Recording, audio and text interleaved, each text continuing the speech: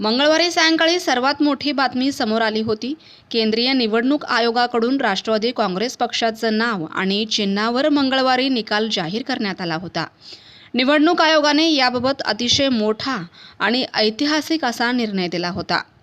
या निकालात राष्ट्रवादी काँग्रेसचे अध्यक्ष शरद पवार यांच्या गटाला मोठा धक्का बसला असून बुधवारी सोलापूर शहर राष्ट्रवादी काँग्रेस शरद पवार गटाच्या नूतन पदाधिकाऱ्यांनी 4 पुतळा येथे 4 हुतात्मा यांच्या पुतळ्यास पुष्पहार अर्पण करून केंद्रीय निवडणूक आयोगाचा काळ्या फिती लावून निषेध व्यक्त करत आंदोलन केलं। यावेळी केंद्रीय निवडणूक आयोगाच्या विरोधात घोषणाबाजी करण्यात आली।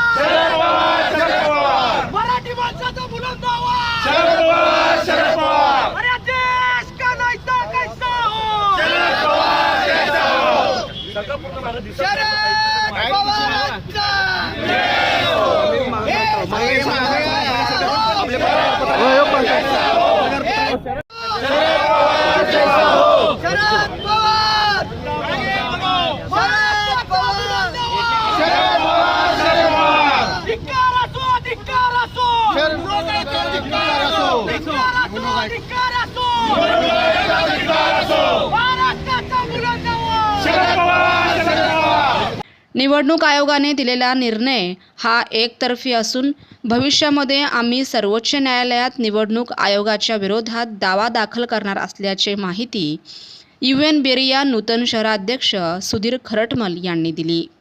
आयोगाने काल 8 वाजता राष्ट्रवादी काँग्रेस पक्ष आणि राष्ट्रवादी काँग्रेसचं चिन्ह घड्याळ हे महाराष्ट्राचे उपमुख्यमंत्री अजित पवार गटाला देण्याचा जो निर्णय घेतला तो निर्णय अत्यंत चुकीचा आणि घटनेच्या विरोधामध्ये आहे।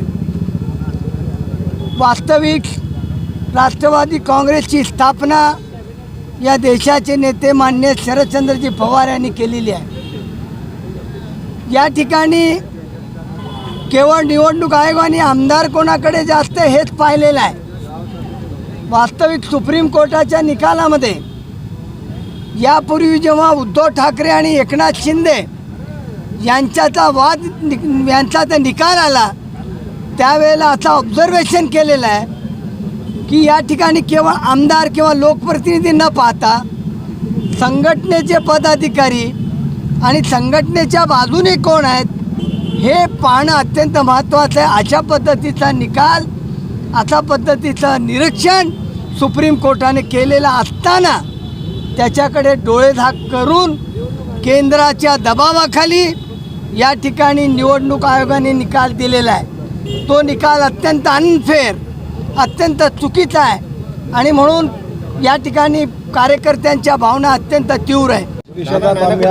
इथे निषेध करण्यासाठी आलेलो आहोत आणि जो काय निकाल दिला गेला तो आमच्यावर अन्यायकारक आहे असं आमचं म्हणणं आहे। शरद पवार साहेबांनी ही स्थापना केली होती पक्षाची एवढं त्यांना दिसलं कसं नाही तर आश्चर्य वाटते की आई जेव्हा मला जेव्हा ही करते जन्म देते तर त्या आईला आपण कसं विसरतो हे मला कळत नाही आणि आम्ही त्याचं आज निषेध करण्यात हजर आहे। यावेळी राष्ट्रवादी काँग्रेसचे माजी अध्यक्ष भारत जाधव, शंकर पाटील, माजी महापौर नलिनी चंदेले, माजी उपमहापौर प्रमोद गायकवाड आदी उपस्थित होते।